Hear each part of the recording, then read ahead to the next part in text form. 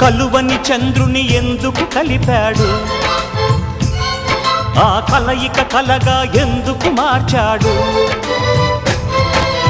ఆ కథ రాసిన దేవుడన్నవాడు కరుణన్నది ఎరుగని కటిక గుండెవాడు.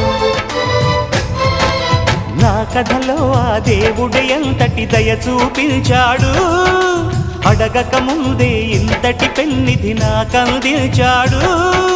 కళలే తరగని చంద్రుని నేస్తం చేశాడు, ఎప్పుడు వాడని కలువని చెలిగా ఇచ్చాడు. ఓ